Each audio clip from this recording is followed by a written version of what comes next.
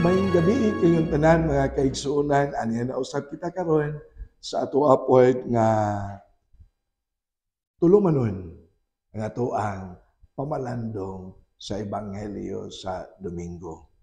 Sa naanda na pud nato, atoa unang basahon ang ebanghelyo sa ikatulong Domingo sa Pasko sa pagkabanhaw nga ato ang pagkutloon sa makausa na pod sa ebanghelyo ni San Juan, kapitulo 21, versikulo 1 ngadto sa 14. Ang Ginoo manaa kaninyo. Pagbasa gikan sa Santos nga Ebanghelyo sumala ni San Juan.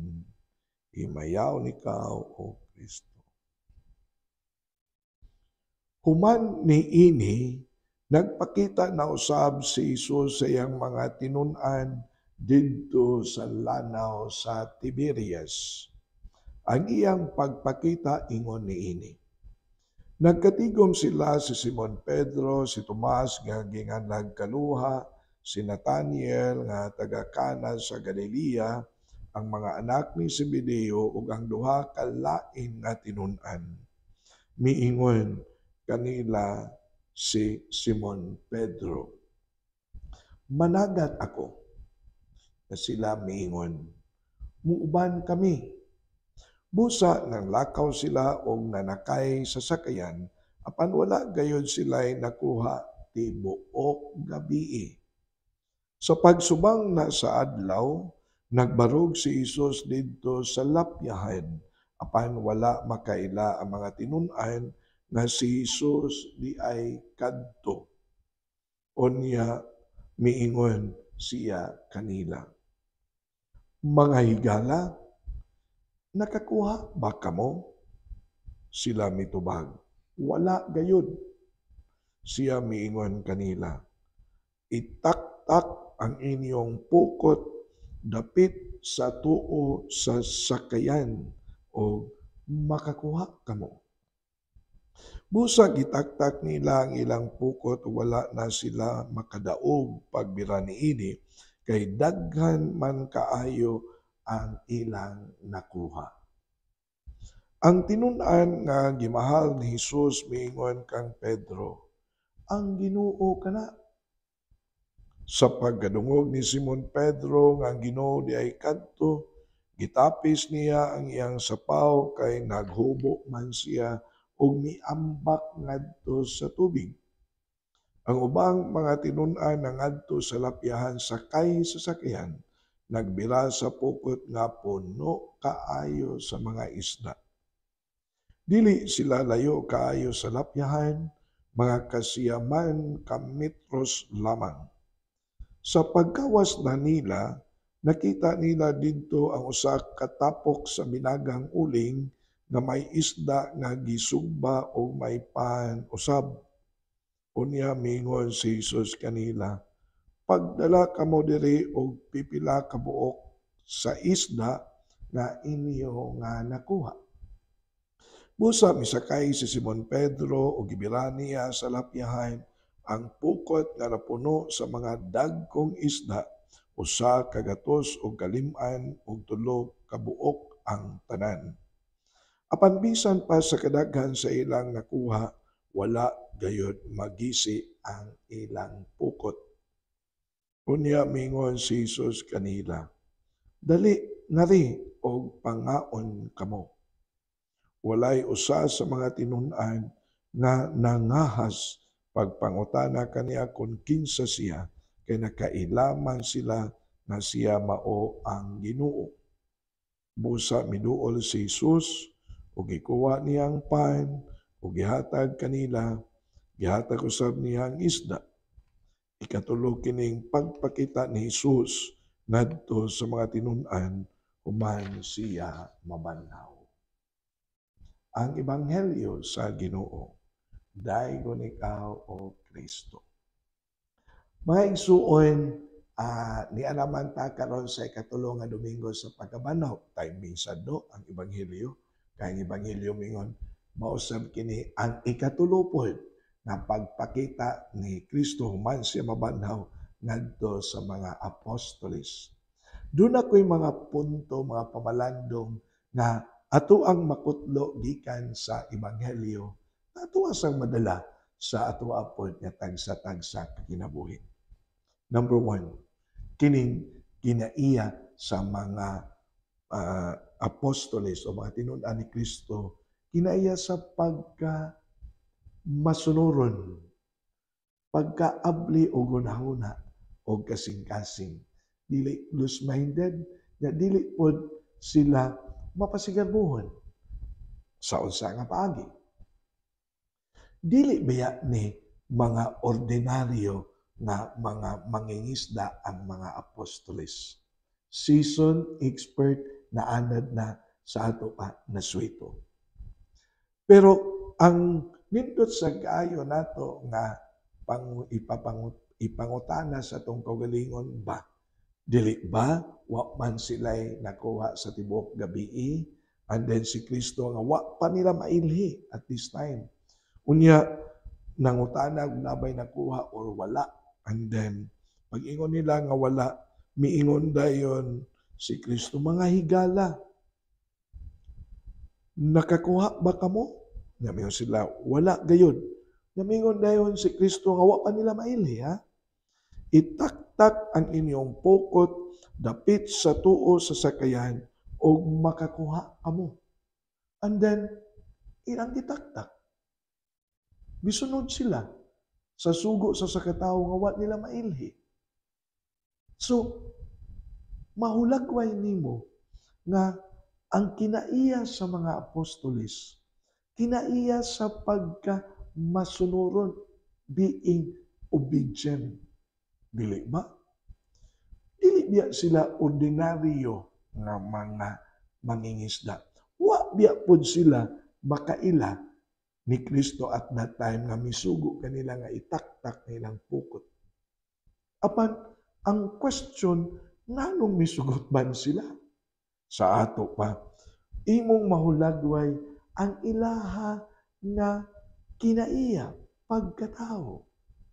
Mauna ang ebanghelyo gahulagway kanato unsa kabililhon ang kinaiya sa pagkamasunuron. Dili ba tan-awa sa panahon nga nagsalig sila sa ilang abilidad, katakos, kay dili baya ni sila ordinaryong mangingisda, wa sila'y nakuha. Apan sa diha nga naminaw sila sa sugo ni Kristo nga at that time wala pa nila mailhi, kadaghan sa nakuha, kadaghan sa grasya nga ila na dawat. Ang pagkamasunuron, mao kini ang usa sa mga kinaiya nga nindot kaayo nga puy-an sa atong kaugalingon sama sa gipadayag sa kinaiya sa mga apostoles sa atuang ebanghelyo karon. Klaro kayo. May numdum ko sa moang pagkapari, kaming mga pari, doon na biya mi sa gitawag og the vow of obedience sa amuang nga obispo. Amuang yun ang gihuralan at ubangan sa Ginoo o sa among obispo. The vow of obedience. And then, sa ako ang kasinatian sa pagkapari nga more than 30 years, I really value, appreciate the vow of obedience. Sa 30 ka tuig kapina kong pagkapari, tungod sa ako ang pagsunod, unsa ang mga assignment nga gihatag sa obispo kanako. Mitubo ko. Nakat-on ko. And then, daghan sad ko nahimo as far as my ministry is concerned. Kini akong gihimo karon. Bunga ni sa ako ang pagtubo. bunga ni sa ako ang pagsunod usab sa kabubuton sa ako ang superior nga para nako ang pagsunod nako sa akong vow of obedience, that is also my pagsunod sa kabubuton sa Dios. I take it as God's will and God's command and God's guidance sa akong kinabuhi. And then, malipayon ta. Kay I always take it as God's will. And then, once nga malipayon ta, mabungahon ta. And once magmabungahon ta, daghan sang malipay. Daghan sad ang atong maserbisyuhan. And then, daghan sad ang ato apod nga matudluan, magiyahan, o uban pa. Dili ba? So, mauni ang usa ka kinaiya nga gipadayag sa mga apostoles sa ato ang ebanghelyo karon. Ngano gud taon nga ilahang gituman ang sugo ni Kristo nga wa man sila kaila nga si Kristo to. Mayo untag na kaila sila nga si Kristo na to. Lisod kaayo nato ma-picture out ang mga expert sa panagat and then gitudluan sa tao nga wa nila lisod. Pero tungod sa ilaha nga kinaiya sa pagkamasunuron, tungod sa ilahang pagkaabli sa ilang hunahunang kasing-kasing, and then klaro yung ayo sa nga tanan nga open ang ilang kasing-kasing o hunahuna sa mga maayo nga mga butang nga ilang madunggan. Dili ba mga kaigsuonan?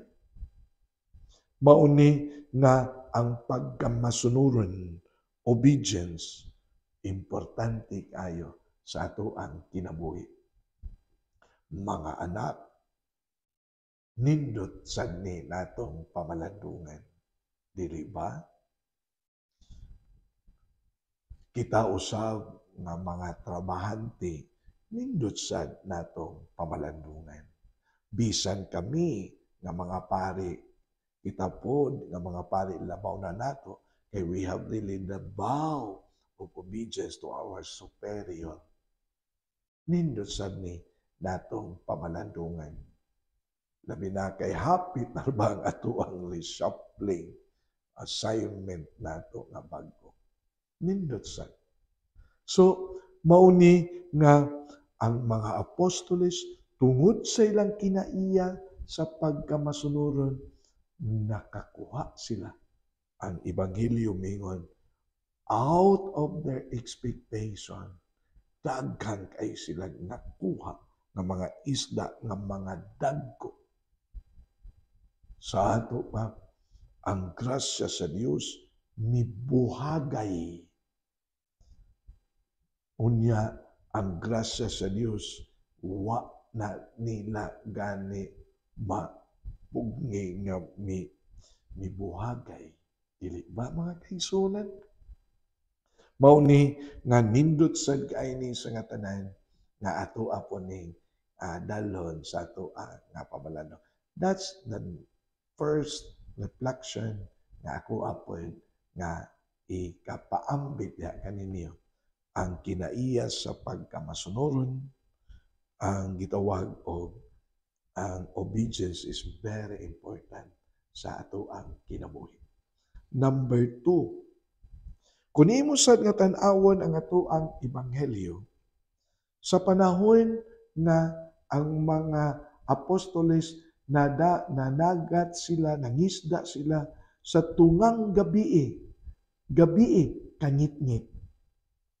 And then, pagkabuntag, diha si Kristo, nagpakita kanila og misugo og mingon, itaktak ninyong pukot, nagsimbolo sa og kahayag.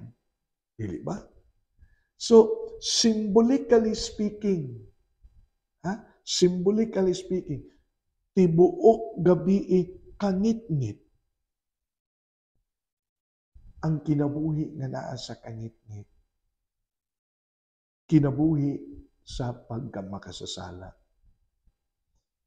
kinabuhi layo sa Dios, kinabuhi nga lunlon dautan ang atoang gipuy-an. Kangit-ngit, wala gayoy mga maayong butang nga moabot sa atong kinabuhi. Ang buot na kong ipasabot, walay grasya nga moabot.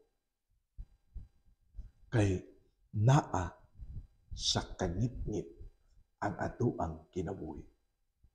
Mauna, kung ang usa ka tawo nga nagpuyo sa kangit-ngit, nagpuyo sa kinabuhi sa pagkamakasasala,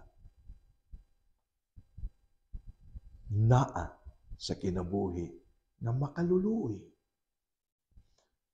wa magmalipayon, negatibo kaayo panglantaw sa kinabuhi, wala say klarong higala, way maayong relasyon, and then ang kinabuhi bangga-bangga kanunay, kay lagi wa may kahayag. Nga nindot sa kayo, kay in contrast sa diha nga si Kristo nagpakita kanila nga sa buntag na, sa kahayag. Muni, symbolically speaking, nindot sa kay natong tan-awon nga mingon, ang Kristo nga nabanhaw mao ang kahayag sa atoang kinabuhi. Dili ba? It is symbolized na mga simbahan. Kanang kikita mo ng dako kayong kandila nga gamit sa Easter Vigil, inomdom pa mo. Mo na gitawag og Paschal Candle. Diya, kada Domingo, mana kanang niining Easter season, dagkutan man na. That's the symbol of the risen Christ. Na si Kristo mao ang kahayag sa kalibutan. Si Kristo mao ang kahayag sa atong kinabuhi. Na si Kristo maoy mudanag sa kangit-ngit nga atoang nga gisubay. Kung imo sad nga tan-awon ang atong ebanghelyo, diha pod nila mailhi si Kristo. Ang magtutudlo kana matud pa sa apostol nga pinangga ni Kristo. And then, pag-ingon, ang magtutudlo kana silang tanan. Si Pedro Milaya, stuig. Kay nagubo mo nang nagtapos. And then silang tanan nakaila ni Kristo. Lahi kaayo gyud sa tinuod lang gyud nga pagkaistorya. Walay bias ba? Walay bias. Lahi ba gyud? Lahi gyud kaayo sa nga tanan. Kung ang atong kinabuhi nagsubay kanunay diha sa kinabuhi ni Kristo, lahi ra gyud sa tinuod lang nga pagkaistorya. Mo ni mingon ko, walay bias ba? Labi kay tingaling moingon mo nga pare man ka Padre God. Dili, lahi ra gyud. Samang lahi gyud kaayo ang kinaiya sa pamilya nga magsimba usa ka pamilya kada Domingo. Ang mga bata, lahi ra gyud ikumparar nimo sa mga bata nga pinasagdaan. The language itself, lahi ra gyud.